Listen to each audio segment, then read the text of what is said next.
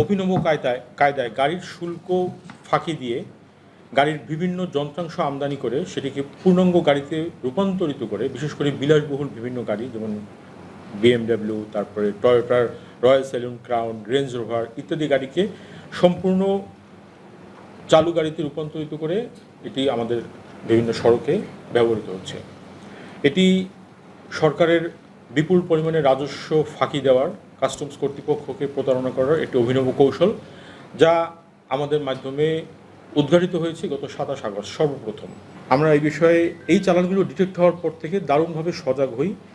আমাদের ইনফরমেশন এজেন্টগুলোকে আমরা বিভিন্ন পয়েন্টে সক্রিয় করার ফলে গতকালকে খুব চাঞ্চল্যকরভাবে চিটাগাংয়ের একটি আবাসিক এলাকায়, একটি আবাসিক ভবনের পার্কিং থেকে আমরা একটি পূর্ণাঙ্গ BMW গাড়ি উদ্ঘাটন করি, যেটির কোনো প্রপার ডকুমেন্টস, ইম্পোর্টেশনের ডকুমেন্টস, পারচেজ ডকুমেন্টস গাড়ির যারা হোল্ড করছিলেন তারা আমাদেরকে প্রদর্শন করতে পারেননি বিধায় গাড়িটি আমরা জব্দ করি।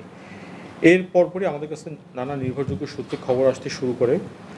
সর্বশেষ আমরা খবর পেলাম যে কক্সবাজারের একদল ইয়াং ট্যুরিস্ট তারা এরকম কিছু গাড়ি নিয়ে হোটেল ওশেন প্যারাডাইজ অবস্থান করছে।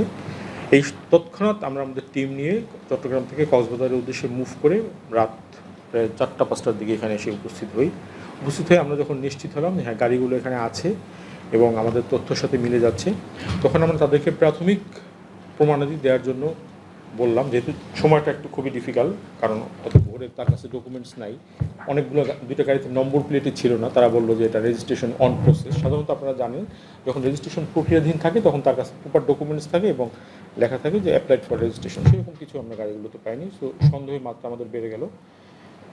এরপরে সকালবেলা আমরা তাদের কাছে আবার ডকুমেন্টস চাইলাম। ডকুমেন্টস চাওয়ার পরে তারা কোনোভাবে সহায়তা করছে না, নানাভাবে কালক্ষেপণ করছে। যিনি এটা ধারণ করছেন এটার মালিক কি মালিক না সেটা আমরা তদন্ত পরে বলবো।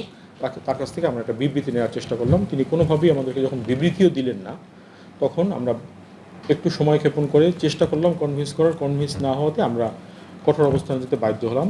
বিবৃতিটি আমরা বিভিন্ন সংস্থার উপস্থিতিতে সংরক্ষণ করে DM ইস্যু করে তাদের হাতে বুঝিয়ে দিয়ে গাড়িগুলো আটক করে নিয়ে যাওয়ার ব্যবস্থা করছি।